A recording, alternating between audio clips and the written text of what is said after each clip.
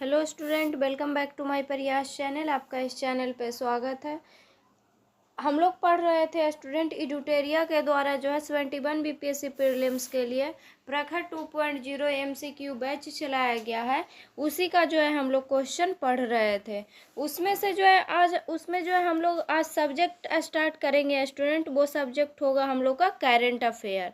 तो आज से जो है हम लोग करेंट अफेयर का रिवीजन करेंगे और ये करेंट अफेयर जो होगा जनवरी से होगा। और ये करेंट अफेयर जो है जनवरी से लेकर के अगस्त तक जो है हम लोग रिवीजन करेंगे करेंट अफेयर का। तो जो भी स्टूडेंट इस चैनल पे नए हैं, इस चैनल को जो है ज़रूर सब्सक्राइब कीजिएगा। और जिनका भी अभी 71 बीपीएससी प्रीलिम्स का एग्ज़ाम है, उनके लिए जो है ये करेंट अफेयर का क्वेश्चन बहुत ज़्यादा इंपॉर्टेंट है। तो इस वीडियो को जो है पूरा देखिएगा। आज जो है हम लोग करंट अफेयर पढ़ेंगे स्टूडेंट। वो करंट अफेयर होगा डे 1 से होगा। और आज जो है हम लोग करंट अफेयर पढ़ने वाले हैं वो करंट अफेयर होगा फर्स्ट वीक ऑफ जनवरी। जनवरी के जो है पहले सप्ताह का जो है आज जो है हम लोग करंट अफेयर पढ़ेंगे। आज का जो है हम लोग का फर्स्ट टॉपिक है स्टूडेंट करंट अफेयर का। वो टॉपिक है नेशनल ट्राइबल हेल्थ कॉन्क्लेव 2025। तो नेशनल ट्राइबल हेल्थ कॉन्क्लेव 2025 तो दिसंबर 2024 में सरकार ने आरटीआई अधिनियम आरटीआई एक्ट 2009 में संशोधन कर कक्षा 5 और 8 में वार्षिक परीक्षा में फेल होने वाले छात्रों को रोकने की अनुमति दी। इसका जो है मुख्य पॉइंट क्या है? तो इसका जो है मुख्य पॉइंट है नेशनल ट्राइबल हेल्थ कॉन्क्लेव का डिटेंशन की अनुमति कक्षा 5 और 8 में फेल होने पर, पुनः परीक्षा का विकल्प 2 माह की रेमेडियल शिक्षा के बाद पुनः परीक्षा। और इसका कारण क्या है? तो इसका कारण है ऑटोमेटिक प्रमोशन से सीखने में गिरावट। और इसका लक्ष्य क्या है? तो इसका लक्ष्य है शिक्षण गुणवत्ता सुधारना और शिक्षकों की जवाबदेही तय करना। आरटीआई एक्ट 2009 का अब जो है हम लोग इम्पोर्टेंट जो है तथ्य पढ़ेंगे। तो इसके लाभार्थी कौन होंगे? तो इसको लाभार्थी होंगे जिनका आयु 6 से लेकर 14 वर्ष तक है। मुफ्त और अनिवार्य शिक्षा मिलेगा इसमें। और मुफ्त और अनिवार्य शिक्षा जो है मौलिक अधिकार आर्टिकल 21A में आता है। 25% आरक्षण निजी स्कूलों में वंचित वर्गों के लिए। पहले की नीति था कक्षा 8 तक कोई फेल नहीं होगा। और 2019 और 2024 में जो है संशोधन हुआ है। जो है हम लोग इसका क्वेश्चन पढ़ लेंगे स्टूडेंट। तो क्वेश्चन है दिसंबर 2024 में आरटीआई अधिनियम 2009 में संशोधन के संबंध में निम्नलिखित में से कौन सा कथन जो है सही नहीं है? तो फर्स्ट ऑप्शन दिया हुआ है यदि छात्र साल के अंत की परीक्षा में विफल रहते हैं तो कक्षा 5 और 8 में निरोध की अनुमति है। तो ये सही है कि यदि छात्र जो है साल के अंत की परीक्षा में विफल रहते हैं तो कक्षा 5 और 8 में निरोध की अनुमति है। सेकंड ऑप्शन है परीक्षा में असफल होने वाले छात्रों को 2 महीना का उपचारात्मक शिक्षण और पुनः परीक्षा प्राप्त होगी। तो ये भी सही है। थर्ड ऑप्शन है संशोधन का उद्देश्य है छात्रों के लिए स्वचालित पदोन्नति का बढ़ावा देना।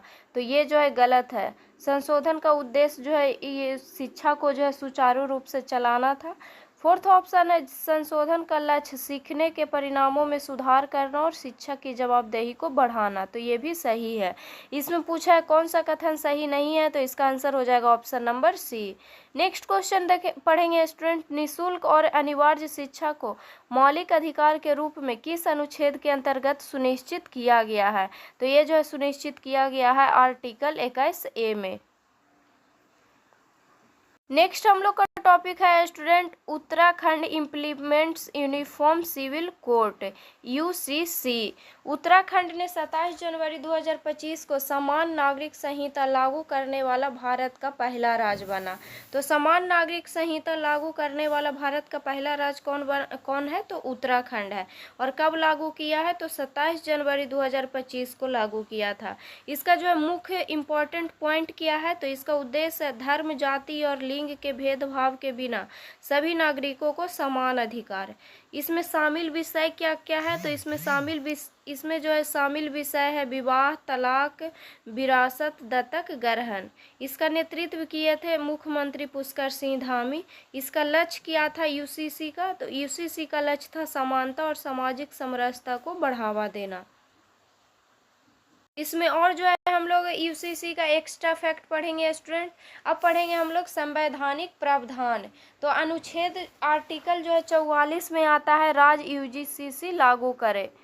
तो राज्य जो है यूसीसी लागू करे तो किस अनुच्छेद में आता है, तो ये आता है आर्टिकल 44 में। कानून के समक्ष समानता ये आता है आर्टिकल 14 में।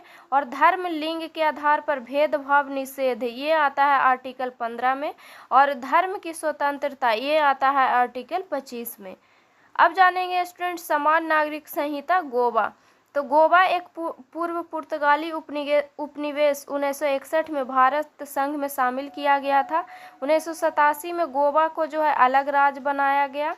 समान नागरिक संहिता वर्ष 1870 में तत्कालीन पुर्तगाली शासकों द्वारा गोवा में पेश की गई थी। तो सबसे पहले जो है समान नागरिक संहिता जो है कब पेश की गई थी, तो समान नागरिक संहिता वर्ष 1870 में जो है तत्कालीन पुर्तगाली शासकों द्वारा गोवा में पेश की गई थी।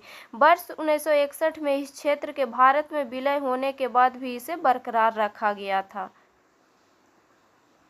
इसका जो है हम लोग क्वेश्चन पढ़ लेंगे स्टूडेंट। तो साल 2025 में समान नागरिक संहिता यूनिफॉर्म सिविल कोड को लागू करने वाला पहला भारतीय राज्य कौन बना, तो ये बना है उत्तराखंड। नेक्स्ट हम लोग टॉपिक पढ़ेंगे स्टूडेंट, वो होगा Lokpal of India celebrates first ईवर foundation day. तो 16 जनवरी 2025 को भारत के लोकपाल ने नई दिल्ली स्थित मानेकशॉ सेंटर में पहला स्थापना दिवस मनाया गया। तो 16 जनवरी 2025 को जो है भारत के लोकपाल ने नई दिल्ली स्थित मानेकशॉ सेंटर में अपना पहला स्थापना दिवस मनाया। यह दिन लोकपाल और लोकायुक्त अधिनियम 2013 के तहत स्थापना के 11 वर्ष पूरे होने के उपलक्ष्य में जो है मनाया गया है। यह जो है कितने वर्ष के पूरे होने के उपलक्ष्य में मनाया गया था, तो ये 11 वर्ष पूरे होने के उपलक्ष्य में मनाया गया है। और कहाँ मनाया गया है, तो ये मनाया गया है नई दिल्ली स्थित मानेकशॉ सेंटर में। इसके जो है मुख्य पॉइंट किया है, तो इसका मुख्य पॉइंट है अधिनियम लागू। लोकपाल और लोकायुक्त अधिनियम 2013 में हुआ था ये अधिनियम लागू। पहले लोकपाल कौन थे भारत के, तो पहले लोकपाल थे न्यायमूर्ति पिनाकी चंद्र घोष। और ये कब नियुक्त हुए थे, तो ये नियुक्त हुए थे 2019 में। इसका उद्देश्य क्या है, तो इसका उद्देश्य है भ्रष्टाचार विरोधी निगरानी संस्था। अब हम लोग जान लेंगे स्टूडेंट कि लोकपाल की नियुक्ति कैसे होती है, इसका क्षेत्राधिकार क्या है और इसकी प्रक्रिया। तो सदस्य कैसे नियुक्त होते हैं, तो लोकपाल के अध्यक्ष और सदस्यों की नियुक्ति भारत के राष्ट्रपति द्वारा की जाती है। तो लोकपाल के अध्यक्ष और सदस्यों की नियुक्ति किनके द्वारा की जाती है, तो भारत के राष्ट्रपति द्वारा की जाती है। इनकी नियुक्ति के लिए एक चयन समिति बनाई जाती है जिसमें निम्नलिखित सदस्य होते हैं। तो इसमें जो है कौन कौन सदस्य होते हैं, तो प्रधानमंत्री जो है अध्यक्ष होते हैं। और लोकसभा के अध्यक्ष, लोकसभा में विपक्ष के नेता, भारत के मुख्य न्यायाधीश और एक प्रतिष्ठित न्यायज्ञ होते हैं इसके सदस्य। तो इसके सदस्य होते हैं अध्यक्ष, लोकसभा में विपक्ष के नेता और भारत के मुख्य न्यायाधीश और एक प्रतिष्ठित न्यायज्ञ। इसका कार्यकाल क्या है, तो इसका कार्यकाल है अध्यक्ष और सदस्य का कार्यकाल 5 वर्षों का होता है। और यह जब तक वे 70 वर्ष की आयु तक न पहुंच जाए, जो भी पहले हो, तो पहले जो भी हो वो जो है 70 वर्ष की आयु तक ना पहुंच जाए, इनका जो है कार्यकाल होता है। इनका कार्यकाल जो है 5 वर्ष का होता है।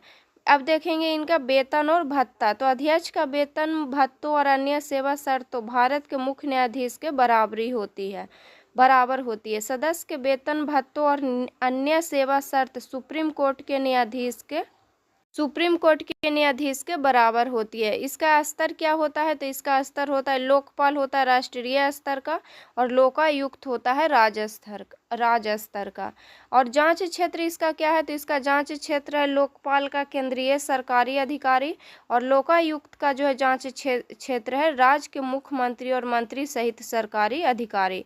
इसका नियुक्ति करने वाला कौन होता है, तो भारत के राष्ट्रपति लोकपाल की नियुक्ति करता है, और जो राज्य का राज्यपाल होता है उसका जो है वो जो है लोकायुक्त का नियुक्ति करता है। और संवैधानिक स्थिति, दोनों संवैधानिक निकाय नहीं है। ये जो है लोकपाल या लोकायुक्त जो है संवैधानिक निकाय नहीं है। इसका क्वेश्चन जो है हम लोग पढ़ लेंगे स्टूडेंट। तो लोकपाल ने अपना पहला स्थापना दिवस कब मनाया, तो लोकपाल ने जो है अपना पहला स्थापना दिवस मनाया है 16 जनवरी 2025 को। अब हम लोग का नेक्स्ट टॉपिक है स्टूडेंट कैग। कैग का फुल फॉर्म क्या होता है, तो कॉम्पेट्रोलर एंड ऑडिटर जनरल। इसका जो कैग का हम लोग रोल देखेंगे, इसका क्या भूमिका है, इसका क्या पावर है, तो इसको जो है अब हम लोग पढ़ेंगे। तो दिल्ली उच्च न्यायालय ने राज्य सरकार की आलोचना की क्योंकि उसने विधानसभा में 14 कैग रिपोर्ट पेश नहीं की। इससे पारदर्शिता और जवाबदेही की आवश्यकता पर जोर दिया गया। कैग के बारे में अब हम लोग जानेंगे। तो कैग जो है एक संवैधानिक प्राधिकरण है। इसका अनुच्छेद जो है कैग जो है अनुच्छेद 148 के तहत आता है। और इसका मुख्य कार्य क्या है, तो इसका मुख्य कार्य है केंद्र, राज्य और सार्वजनिक उपक्रमों की रसीदों और खर्चों का ऑडिट। कैग का नियुक्ति कौन करता है, तो कैग का नियुक्ति जो है भारत के राष्ट्रपति द्वारा होता है। कैग का कार्यकाल कितना होता है, तो कैग का जो है कार्यकाल 6 वर्ष या 65 वर्ष की आयु तक होता है। 6 वर्ष या 65 वर्ष की आयु तक जो है होता है। और इसको जो है कैसे हटाया जा सकता है कैग को, तो कैग को जो है हटाया जा सकता है केवल महाभियोग प्रक्रिया द्वारा। तो इस कैग जो है ये इम्पॉर्टेंट जो है टॉपिक है स्टूडेंट। इससे जो है एग्जाम में बीपीएससी के एग्जाम में बहुत बार क्वेश्चन पूछा गया है कि कैग का कार्यकाल कितने वर्ष होता है, कैग जो है कौन से अनुच्छेद में आता है। तो कैग जो है एक संवैधानिक प्राधिकरण है। ये अनुच्छेद 148 के तहत आता है। इसका मुख्य कार्य क्या है, तो इसका मुख्य कार्य है केंद्र, राज्य और सार्वजनिक उपक्रमों की रसीदों और खर्चों को ऑडिट करना। कैग का नियुक्ति कौन करता है, तो कैग का नियुक्ति जो है भारत के राष्ट्रपति द्वारा होता है। इसका कार्यकाल जो है कितना होता है, तो इसका कार्यकाल जो है 6 वर्ष या 65 वर्ष की आयु तक होता है। कैग को जो है कैसे हटाया जा सकता है, तो कैग को जो है केवल महाभियोग प्रक्रिया द्वारा हटाया जा सकता है। अब हम लोग जानेंगे स्टूडेंट कि कैग की उत्पत्ति कैसे हुई। तो कैग की उत्पत्ति जो है 1858 में हुआ था। पहली बार ब्रिटिश शासन के तहत के शुरुआत हुआ था। तो कैग की उत्पत्ति जो है सबसे पहले कब हुआ था, तो 1858 में हुआ था। ब्रिटिश शासन के तहत शुरुआत हुआ था इसका। फिर हुआ 1919 और 1935 गवर्नमेंट ऑफ इंडिया एक्ट्स के तहत औपचारिक रूप से स्थापित किया गया। तो कैग को जो है औपचारिक रूप से जो है कब स्थापित किया गया, तो 1919 और 1935 के गवर्नमेंट ऑफ इंडिया एक्ट के तहत किया गया। कैग जो है 1950 में संवैधानिक प्राधिकरण बना। तो कैग जो है संवैधानिक प्राधिकरण कब बना, तो ये बना था 1950 में। प्रथम कैग कौन है भारत के, तो भारत के जो है प्रथम कैग नरहरि राव है। कौन है, तो नरहरि राव है। अभी जो है भारत में जो है केमा कैग है, तो 15वें कैग। तो 15वें कैग अभी कौन है भारत के, तो के संजय मूर्ति हैं। कौन है, के संजय मूर्ति हैं। और ये कब तक इनका कार्यकाल है, तो 2029 तक जो है ये कैग के पद पर रहेंगे। तो भारत का जो है अभी वर्तमान में कैग कौन है, तो के संजय मूर्ति हैं। अभी जो है ये 2029 तक अपने पद पे रहेंगे। इसका क्वेश्चन जो है अब हम लोग पढ़ लेंगे स्टूडेंट। भारत के नियंत्रक और महालेखक परीक्षक कैग की स्थापना किस अनुच्छेद के अंतर्गत की गई है, तो ये किया गया है अनुच्छेद 148 के तहत। नेक्स्ट जो है हम लोग को टॉपिक पढ़ना है स्टूडेंट। वो टॉपिक है voter population update and role of election commission of India, ECI। Voter population update and role of election commission of India. Bharat में पंजीकृत मतदाताओं की संख्या 99.1 करोड़ तक 99.1 करोड़ तक जो है पहुंच गई है, जो लोकतांत्रिक भागीदारी में वृद्धि को दर्शाता है। साथ ही global conference of election commission 23-24 जनवरी को नई दिल्ली में आयोजित हुई, जिसमें 13 देश के 30 प्रतिनिधियों ने जो है भाग लिया। तो global conference of election commission जो है कहाँ आयोजित हुआ, तो ये हुआ 23-24 जनवरी को नई दिल्ली में आयोजित हुआ, जिसमें 13 देशों के 30 प्रतिनिधियों ने भाग लिया। अब जानेंगे हम लोग स्टूडेंट भारत निर्वाचन आयोग के बारे में। तो भारत निर्वाचन आयोग के बारे में अब हम लोग जानेंगे। तो भारत निर्वाचन आयोग का जो है स्थापना कब हुआ था, तो इसका स्थापना हुआ था 25 जनवरी 1950 को। तो भारत निर्वाचन आयोग का स्थापना कब हुआ था, तो यह स्थापना हुआ था 25 जनवरी 1950 को। और 25 जनवरी को जो है राष्ट्रीय मतदाता दिवस के रूप में भी हम लोग मनाते हैं। तो राष्ट्रीय मतदाता दिवस कब मनाते हैं, तो मनाते हैं 25 जनवरी को। और भारत निर्वाचन आयोग का स्थापना कब हुआ था, तो यह स्थापना हुआ था 25 जनवरी 1950 को। ये भी जो है हम लोग टॉपिक पढ़ रहे हैं स्टूडेंट भारत निर्वाचन आयोग, ये इससे भी जो है बीपीएससी में क्वेश्चन करंट अफेयर में पूछा जाता है। इसका आप देखेंगे संवैधानिक स्थिति। तो भारत निर्वाचन आयोग जो है कितना अनुच्छेद में आता है, तो आर्टिकल 324 के तहत आता है। इसका मुख्यालय कहाँ है, तो इसका मुख्यालय जो है नई दिल्ली में है। अभी जो है भारत निर्वाचन आयोग के मुख्य निर्वाचन आयुक्त कौन है, तो ज्ञानेश कुमार है। और अन्य आयुक्त कौन है, तो सुखविंदर सिंह संधू और विवेक जोशी हैं। तो अभी मुख्य निर्वाचन आयुक्त भारत के कौन है, तो ज्ञानेश कुमार है। भारत निर्वाचन आयोग का मुख्यालय कहाँ है, तो नई दिल्ली में है। और अन्य आयुक्त अभी कौन है वर्तमान में, तो सुखवीर सिंह संधू और विवेक जोशी हैं। इसका जो है अब हम लोग क्वेश्चन पढ़ लेंगे। तो भारत में पंजीकृत मतदाताओं की वर्तमान संख्या 2025 तक की शुरुआत, भारत में पंजीकृत मतदाताओं की वर्तमान संख्या क्या है, तो वर्तमान संख्या 99.1 करोड़। कितना है, 99.1 करोड़ है। और ये जो है कब तक है, तो 2025 की शुरुआत तक इतना है, 99.1 करोड़। अब हम लोग पढ़ेंगे student next topic NITI Aayog. NITI Aayog launches फिशल health index FHI 2025। तो नीति आयोग के बारे में जो है अब हम लोग पढ़ेंगे। तो नीति आयोग ने अध्यक्ष अरविंद पनघड़िया के नेतृत्व में फिस्कल हेल्थ इंडेक्स 2025 की शुरुआत की। तो नीति आयोग के अध्यक्ष अभी कौन है, तो अरविंद पनघड़िया है। और नीति आयोग का जो है नीति आयोग का स्थापना कब हुआ था, तो नीति आयोग का जो है स्थापना हुआ था 1 जनवरी 2015 को। कब हुआ था, नीति आयोग की स्थापना हुआ था 1 जनवरी 2015 को। और नीति आयोग जो है किसके स्थान पे आया था, तो नीति आयोग जो है योजना आयोग के स्थान पे आया था। और नीति आयोग के अध्यक्ष जो है अभी अरविंद पनघड़िया के नेतृत्व में फिस्कल हेल्थ इंडेक्स 2025 की शुरुआत की, जिसका उद्देश्य है 18 प्रमुख राज्यों की राजकोषीय प्रदर्शन क्षमता और दीर्घकालिक स्थिरता का आकलन करना है। अब इसका देखेंगे मुख्य इम्पॉर्टेंट जो है पॉइंट देखेंगे। तो इस नीति आयोग के जो है अध्यक्ष अभी कौन है, तो अरविंद पनघड़िया है। इसका जो है कैवरेज क्या है, तो इसका कैवरेज है जो है 18 प्रमुख राज्य में जो है GDP, जनसंख्या और राजस्व व्यय के आधार पर। नेक्स्ट है डेटा वर्ष। तो डेटा वर्ष वित्त वर्ष 2022-23 जो है कैग के रिपोर्ट से है।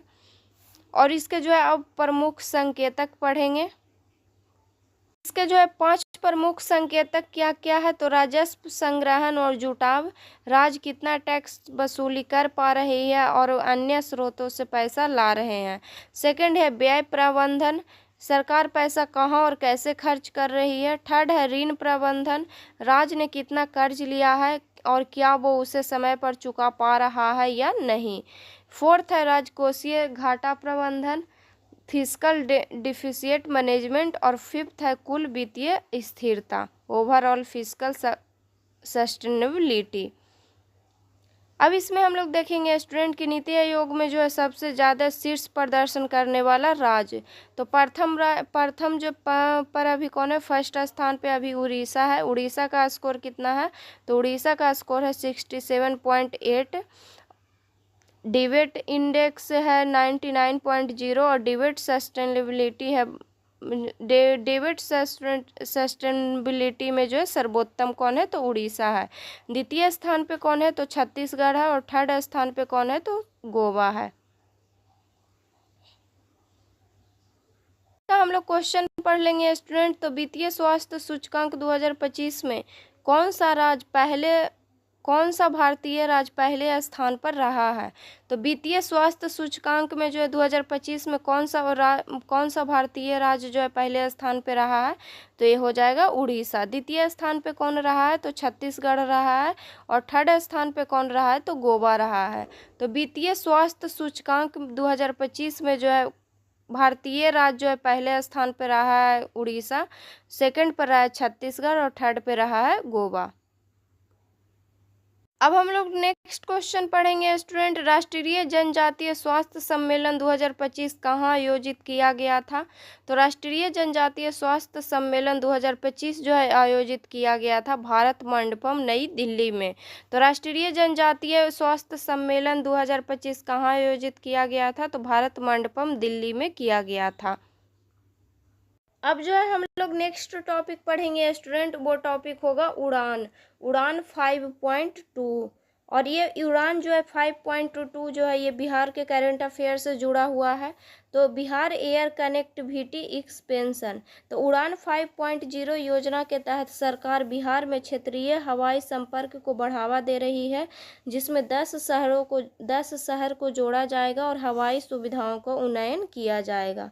तो उड़ान 5.2 योजना के तहत क्या किया जाएगा, तो उड़ान 5.2 योजना के तहत बिहार में जो है क्षेत्रीय हवाई संपर्क को बढ़ावा दे रही है, जिसमें 10 शहरों को जोड़ा जाएगा और हवाई सुविधाओं का उन्नयन किया जाएगा। इसका जो है मुख्य बिंदु क्या है, तो इसका मुख्य बिंदु है जुड़ने वाले 10 शहर कौन कौन है इसमें। तो जुड़ने वाले 10 शहर हैं सहरसा, सुपौल, भागलपुर, मुंगेर, मुजफ्फरपुर, वाल्मीकि नगर, रक्सौल, राजगीर, मधुबनी और छपरा। और छोटे विमान जो है इन मार्गों पर संचालित होंगे। पटना से अंतर्राष्ट्रीय उड़ानें वर्ष 2025 से शुरू होगी। तो पटना से जो है अंतर्राष्ट्रीय उड़ान जो है कब से शुरू होगी, तो वर्ष 2025 से शुरू होगी। पटना एयरपोर्ट का नया टर्मिनल मार्च 2025 तक तैयार होगा। पूरे बिहार में नागरिक उड्डयन सुविधाएं अपग्रेड की जाएगी। इसके जो है प्रमुख बिंदु है। अब पढ़ेंगे स्टूडेंट उड़ान 5.2 क्या है। तो उड़ान 5.2 है, उड़ान का मतलब होता है उड़े देश का आम नागरिक। तो उड़ान योजना का नवीनतम चरण, इसका उद्देश्य क्या है, तो इसका उद्देश्य है क्षेत्रीय हवाई संपर्क को बढ़ाना। इसका जो है फोकस क्या है, तो इसका फोकस है छोटे विमान और कम सेवा प्राप्त मार्गों पर। तो इसका फोकस जो है कहाँ पर है, तो छोटे विमान और कम सेवा प्राप्त मार्गों पर जो है इसका फोकस है। अब इसका जो है हम लोग क्वेश्चन पढ़ लेंगे।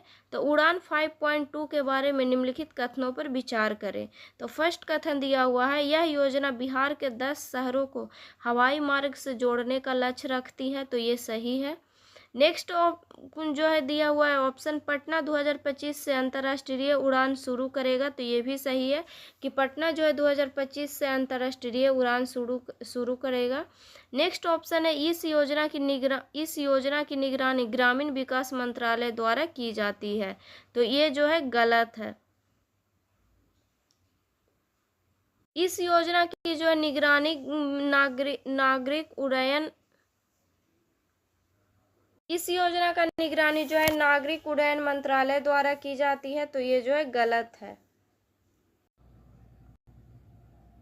नेक्स्ट जो है हम लोग पढ़ेंगे स्टूडेंट, वो पढ़ेंगे प्रधानमंत्री आवास योजना ग्रामीण PMAYG। प्रधानमंत्री आवास योजना ग्रामीण के बारे में अब हम लोग पढ़ेंगे।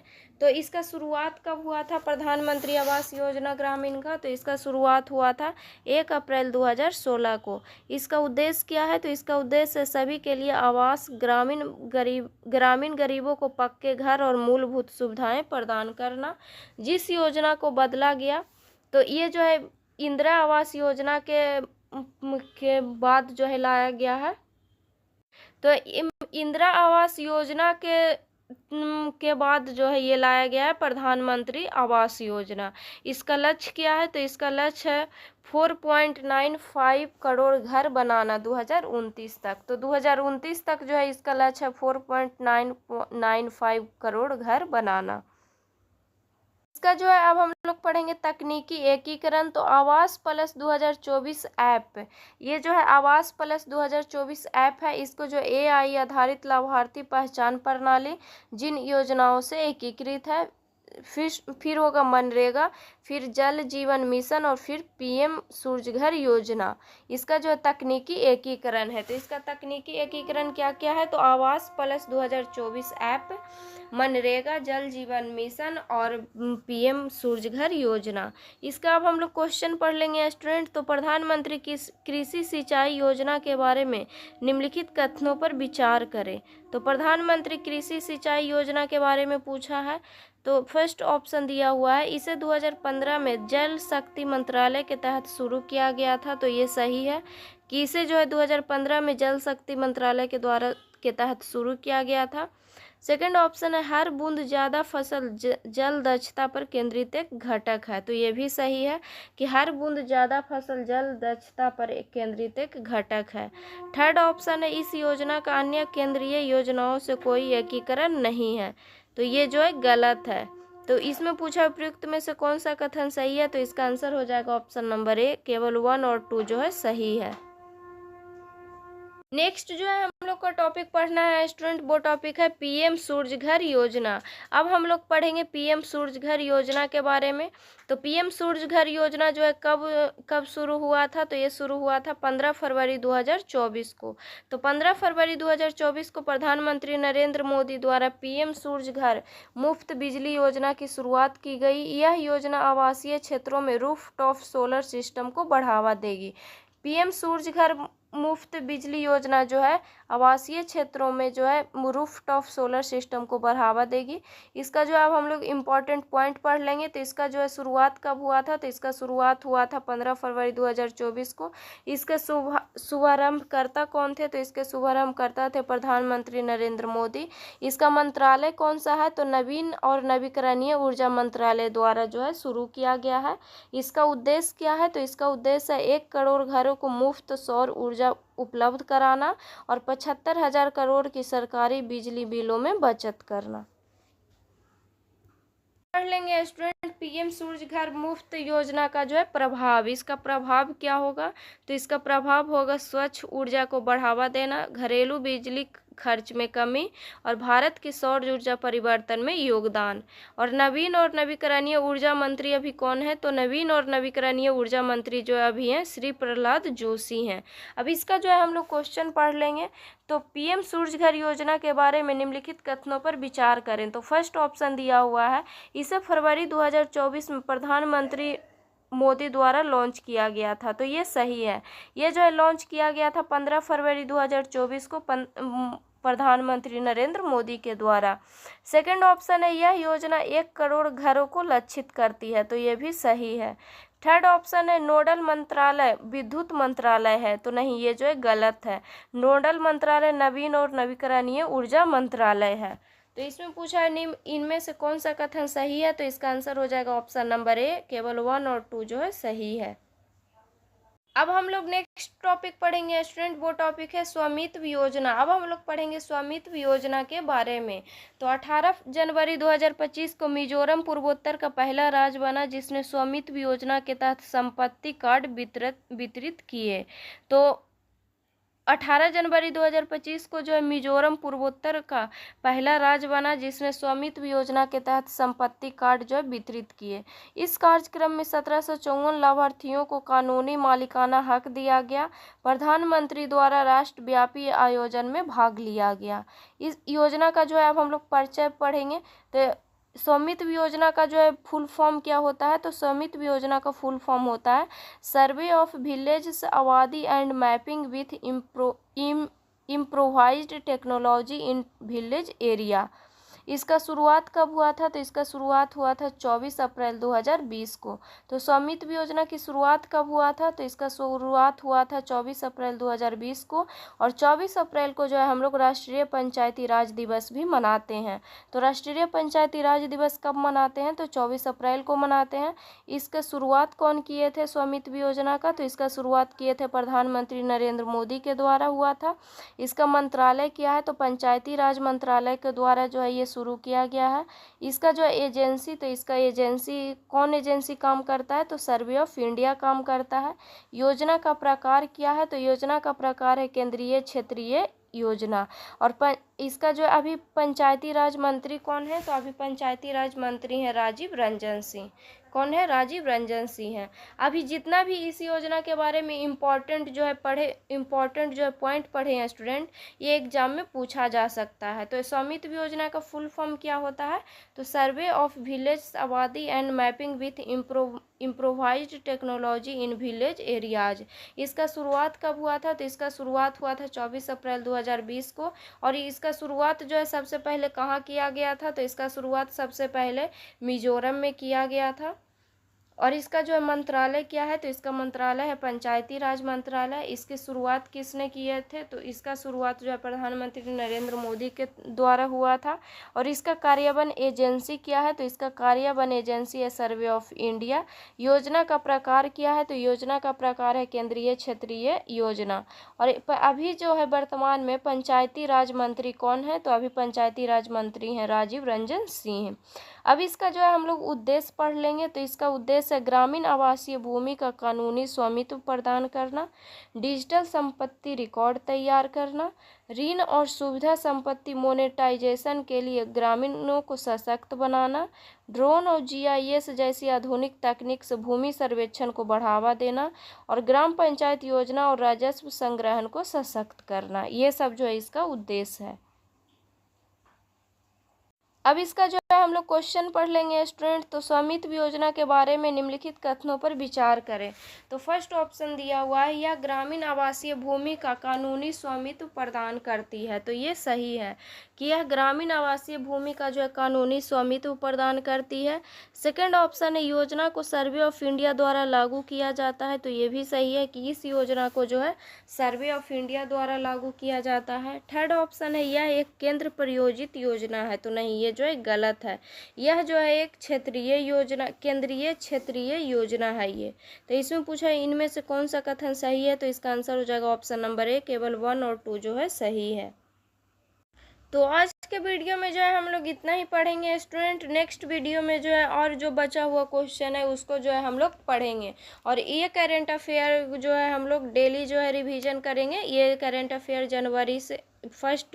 जनवरी का जो है फर्स्ट वीक का था। तो इसको जो है हम लोग अब डेली रिवीजन करेंगे। तो अगर वीडियो अच्छा लगे तो वीडियो को लाइक कीजिएगा और चैनल को सब्सक्राइब कीजिएगा। और जो भी स्टूडेंट इस चैनल पे नए हैं, इस चैनल को जो है ज़रूर सब्सक्राइब कीजिएगा। और अभी जिनका भी ये 71 BPSC प्रीलिम्स का एग्ज़ाम है उनके लिए जो है ये करंट अफेयर का क्वेश्चन और ये जितना भी हम लोग टॉपिक पढ़े हैं वो सभी इम्पॉर्टेंट है। तो इसको जितना हो सके उतना रिविज़न कीजिएगा।